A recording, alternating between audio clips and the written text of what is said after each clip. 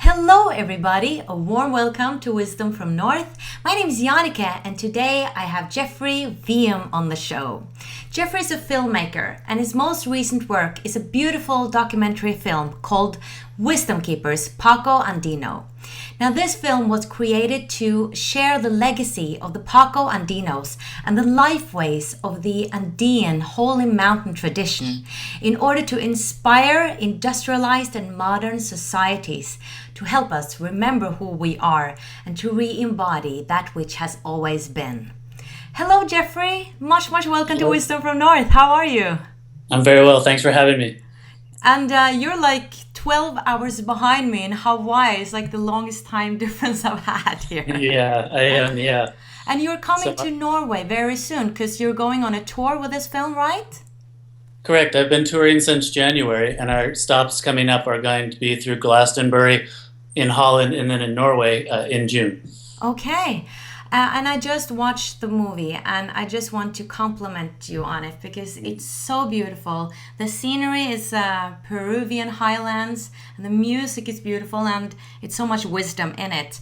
And we meet these wonderful Paqos. Now, can you explain really what a Paqo is and where they come from in the first place? Yeah, sure. Well, thank you very much for the supportive words. It really touches my heart. You know, I've been working on this film for about 5.5 years, and it was like being pregnant for that long. And to bring that out into the world and to have it the message or the transmission in the film touch people's heart has just been really a wonderful gift for me. So thank you for that. The film follows the life of the Paqos, or the spiritual masters that reside in the Andes. The tradition goes back over 13,000 years, where it's an oral tradition. It's been handed down through time. And about 20 years ago, they started actually teaching the information or releasing it, showing people what their wisdom was, because they knew at this time, this is when we would be waking up, their younger brothers and sisters, as they call us, and be ready to be in consciousness. So you could think of Paqo as simply one that lives in consciousness and in animistic consciousness with all things. And that simply means that it has a living, balanced relationship with all things in the universe. So they speak not only to the animals and each other, but they speak to the elementals. They know how to make it rain. They've never forgotten how they live holistically within the system, both here on Earth and within the stars. And so you could think of them as stewards or wisdom keepers of a way of being or a life way that is rooted deeply in balance, in love, in trust, and really in beauty. And it's something they've never forgotten. It's one of the few lineages in the world that has never been broken by Western man. And so they retain something very special, which is they maintain that understanding of their place within the world and how it all operates and how they can operate as intermediaries to help bring balance to the world. So how is that possible that this lineage is uninterrupted? Because in 1532, I think it was, the Spanish came and they had to retrieve. Now, where do they go and how have they been able to live in this isolation? Well, they moved to very inhospitable climates way back in the Andean mountain range. And they were able to live in secrecy, just as I think on the outward appearance, they kind of look like a simple peasant.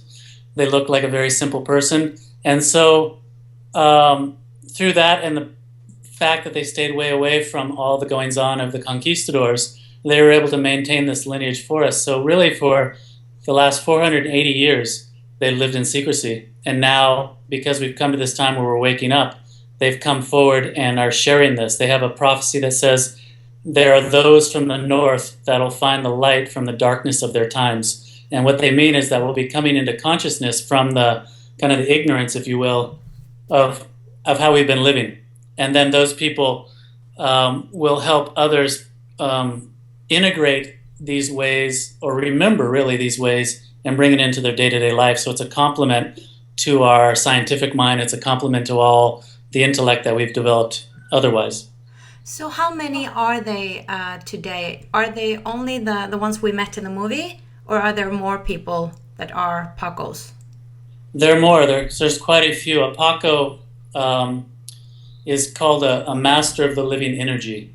So they reside throughout the culture, but there are very few that have been able to work and initiate up through the levels in order to reestablish their connection to starlight and all the information that comes from the cosmos. And so there's Altomisayoqs, which are those that work in earth ceremonies that help to take care of fertility amongst animals and the plants to make it rain, things like that. And then there are those who have initiated up, who have actually been struck by lightning as a form of waking up, that have become Altomisayoqs. And those are the celestial Paqos that deal specifically with bringing energy from the stars or the pure unmanifest energy down into earth, into manifested form. And I would say of the Altomisayoqs working, there's 5 of us right now. And there's probably of that half that are purely working with the light. In other words, they're not working in shamanic ways, which are more working from things that are already manifest and changing them into other manifest things. But when that happens, there's always a relationship here that one is being taken from the other. So in English, we call there blowback, or there's a fight that happens here. And so if you think of that shamanic tradition being horizontal, the Paqos work vertically. They take what is unmanifest through their prayer and their intention, and they bring it to earth and they make it manifest in reality. And so that's an aspect of consciousness that they're teaching us, and something they've tasked me with conveying as I travel around with the film. So the film works as a transmission that goes right to the heart. Oh. There's beautiful pictures and there's beautiful words and music that occupy the senses, but really the message transmits from heart to heart. And it's a very special thing. And then I kind of attend to that and I speak to that when I'm there, and I offer guided experiences so that people can touch that infinity in a very personal way and know it personally and then develop it in their life. Does it mean that it affects our DNA, in fact? I would say yes, it repatterns our DNA. Wow. In a very, very esoteric and very real way. Wow. So good question, yeah. So you are also a Paqo Andino, right? You have been initiated? Yes, I've been working there for 10 years. And really the film, I can say, was made because of that I'm a Paqo. In other words, access to the ceremonies and the sites wasn't possible except by someone who's a Paqo. So the energies that transmit happened because I was initiated. And so thankfully, I'd spent at that point about 18 years working in film and video and photography. So I was able to take that old skill set and marry it with my Paqo skill set, and then the film came out of that. So they are accepting Westerners now? They are. Okay. They recognize that, again, there's those from the north that will find light from the darkness of their time. So what they mean is that there's those that have sought a path, have developed their consciousness, and they realize that we have different tools, have different language, have different understandings that complement the lineage. And so they're initiating those that are called to travel and work in the world with the information now. So is it possible for people to go there to contact them and to become initiated, or what is the process if somebody is watching this interview and really want to go down this path? What can you do? Well, they are available. They're, Adolfo, who appears in the film, is in Peru, and we do guided pilgrimages, or you can do individual work there. One of the things that I've been told by the people who guide us, our elders, is to meet people and to offer these workshops so that they have a taste of what it is, and a relationship is open. So Paqo means gate, and so you could think of it as a gatekeeper. So you basically, not in a restrictive way, but when people come to experience the film and when they come to the workshops, my job really, and the film's job, is to sit in prayer and to open the gate to different energies. And then they establish that relationship. And then from there, they can go on, and, for example, in September, I'm doing a pilgrimage down to the Holy Mountains. And next year, we'll be doing conferences both in North America and in Peru. And I imagine we'll probably do one in Europe as well, because it's time where we all travel and come together to remember these things. So we need to set up opportunities for people to follow through on that. And then it just depends on the person's interest and their calling and their dedication. to really come to the path and work through all the layers of what might be blocking them. And those are all layers of the ego that we develop in the North, our associations and our identifications. And in Quechua, the word, the language that's used down there's a funny term for ego. It's called caca. Okay. And so if you understand that word in English, it means you're heavy, the stuff that doesn't work anymore, the waste. And so we need to clear out all the waste and all the ego in order to be able to vibrate at a level to interface with those higher frequencies. And that's really the personal journey. Yeah, because it says in the movie that we used to live in animistic consciousness like before 13,000 years ago, and then we fell into separation and ego. Now, I was curious about that. What happened? Well, we were a very advanced society at that time, back in those days, and like today, there were those of us that were working with our hearts and our love, or what's called the light, and there were those that were working selfishly and working in power and ego. And so that part of ourselves that was working in power and ego started to create technically energetic fields that were very disruptive, and we wound up destroying ourselves and destroying up the fabric of the world. And so you can look in most traditions, if not all traditions in the world, and you see the story of the Great Flood. And that's really speaking of the time when we disrupted the magnetics of the earth to such a degree that the tectonic plates shifted, and some lands are above water, went below water, and other ones rise. And what happens is our memory is stored magnetically. And if you think of an audio tape, when you put a magnet next to it, it erases it. So 13,000 years ago, we erased most of our memory. But what happened at that time is that the high priests of that time understood we were getting to this point, and they sent out delegations to different places. And one of the places that they sent this wisdom was to the Andes. It also went to Tibet. It also went to Egypt. It went to most of the places where we find wisdom keepers. It went to the north of Norway, to the Sami people. It went to the Inuits in Alaska. It went into Africa. It went into Australia. It went into the Aboriginals. It went into the Maori in New Zealand. It went to the Southwest. And so, interestingly enough, the people that are stewarding or holding the earth together now, they might have been the ones that upset it back then, and they're balancing it karmically to bring it together. So this relates to the Mayan calendar in a larger cycle of 25,920 years. And this is the time it takes for us to make one lap around our galaxy. And you can see it as we've just, in solstice in December 2012, we passed that same point again. We came back into the love or into the light. And so now with the same consciousness, we can decide, are we going to destroy ourselves again like we did before? Or are we going to bring it together and live in harmony this time? And thankfully, humanity in the last 2 years has decided to live together. And so we didn't destroy ourselves. And so now we have this fantastic opportunity to take the teachings of what we experienced in the ego, in the shadow, in the friction, and in the conflict of duality. And we can step out of that now, and we can live in consciousness and recognize that when we integrate everything that is opposing and bring it completely together in one, that's, I think, what we call enlightenment, what we call illumination.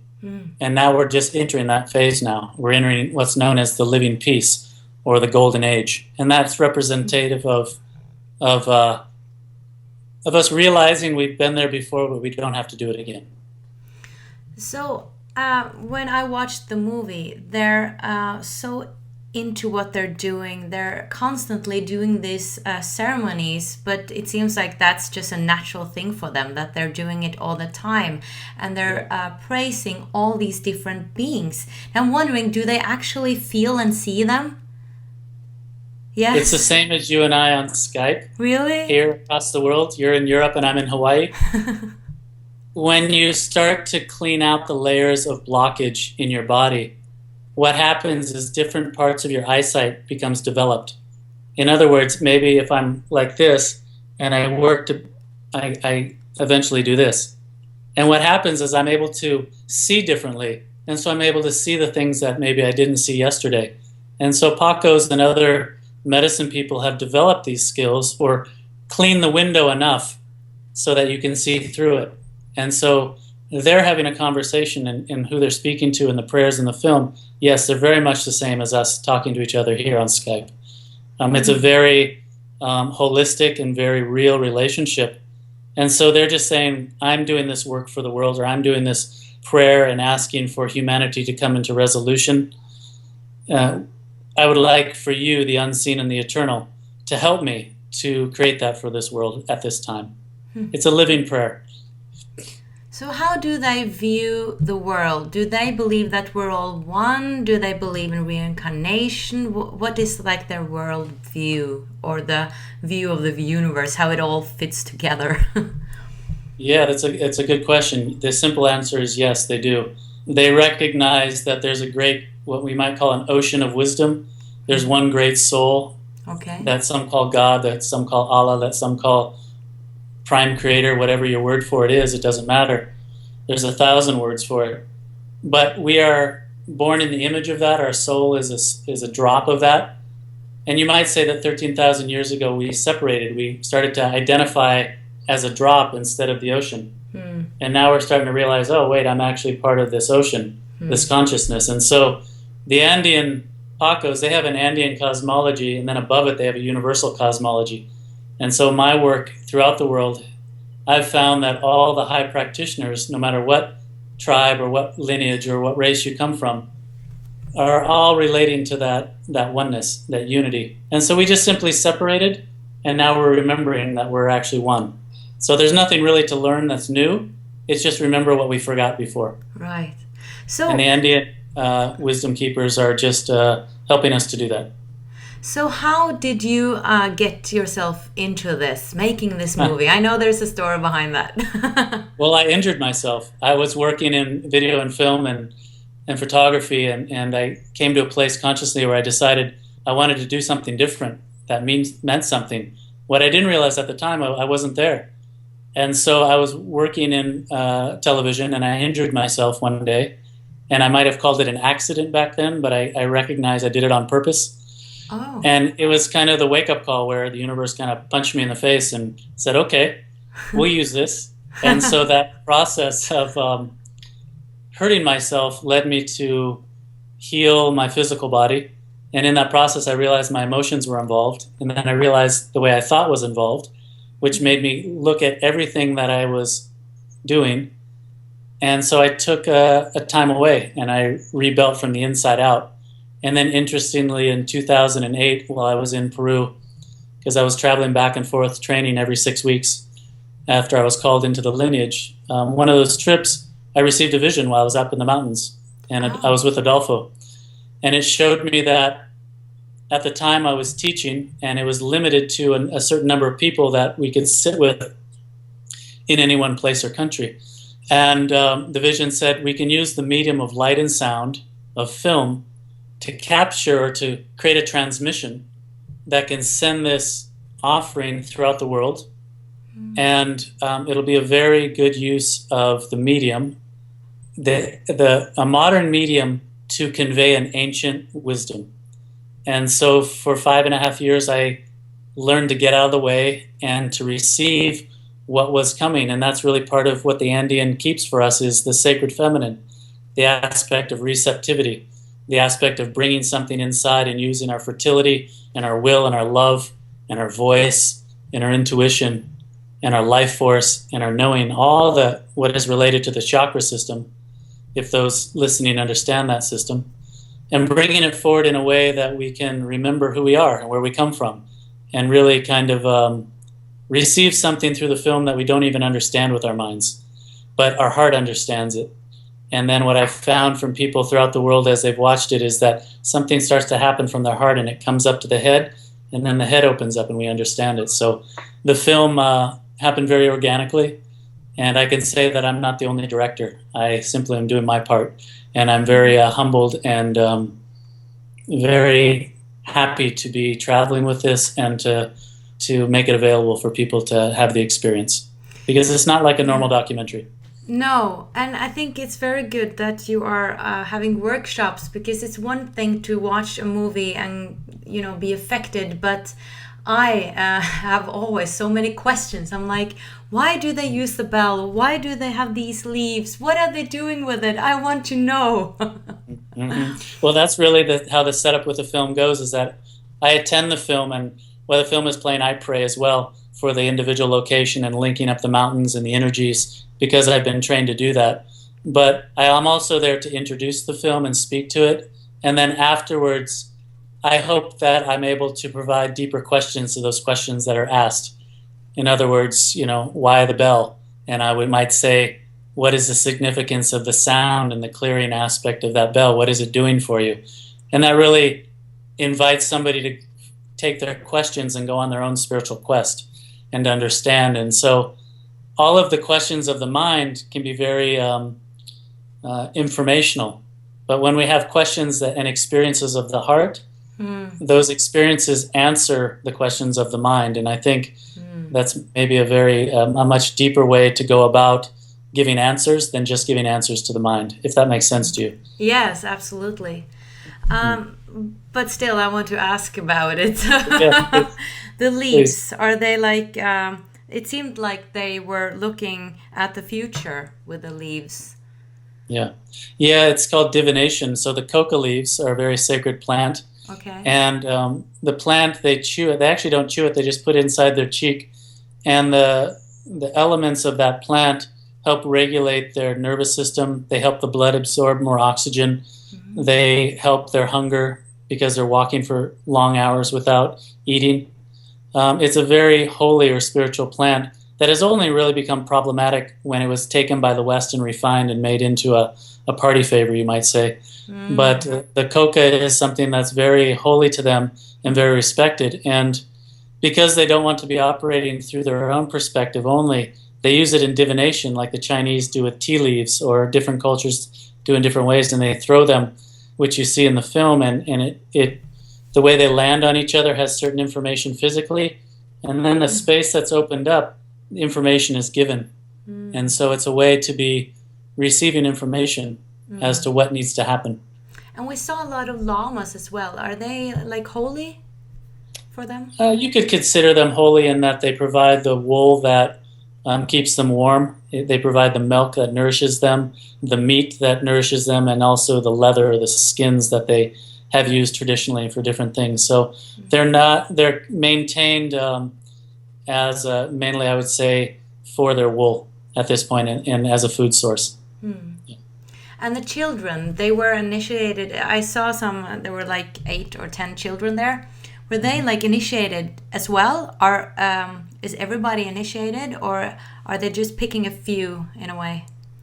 Well, traditionally, yeah, all children are raised in the way of the Paqos, meaning we're all born with, our invisible friends, you might say, and having a deep relationship with nature and living in oneness. And then as we are educated or trained, we're actually trained out of it. We're programmed into separation, and we're programmed, unfortunately, not to believe anything that doesn't have a mathematical equation that proves it. Are we programmed? And so society has lost faith in a way, has lost understanding. So we've developed our science, and we've developed a great intellect. But I think at the expense of the other parts of ourselves that you and I and others who have sought out a spiritual path have begun to relearn over time. So this path, this training you see in the film with the children is simply their education on all levels. And so in that film they are baptized, to use a Western term, or initiated with water to cleanse them, and also to maintain and open up those invisible ways of seeing and knowing and hearing. And so when Westerners come to the Andes and are facilitated in groups or pilgrimage by the Paqos, we just simply do those same rituals to help remove the blockages that help us to, where we can't see any longer. And so you can see the ceremony is just something that moves that out of the way. Oh, I would love to go there. Yeah, please come. It'd be great. Maybe one day. Well, thank you so much. Is there anything you want to say in the end? I just, my family back at the turn of the 20th century, I should say, immigrated from Norway to the United States. And so for me, it's very much a homecoming. I've never been to Norway. and it feels very appropriate that I can bring something back home to share. And I just look forward to meeting all my family there and sharing this beauty together. So thank you very much for this time to come together today on Skype. Yes, what a beautiful circle. Good luck with your beautiful work, and thank you so much for watching, guys, and much light from Hawaii and Oslo. Bye bye. Thank you. Bye bye.